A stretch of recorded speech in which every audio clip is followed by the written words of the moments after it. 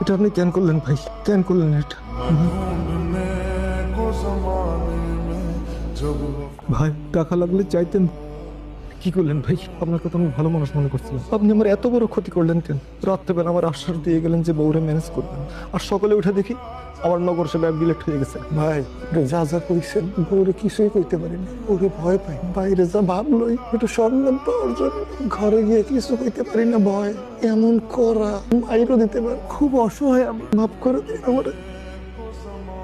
আপনার গোষ্ঠী কি ভাই? আমার গোষ্ঠীটা মাফ করে দেবেন। আমি যে কত বড় জাউরাত ও তার রিজি বুঝতে পারে না। তুই নারায়ণগঞ্জের দয়াল মাসুদের নাম শুনছিস?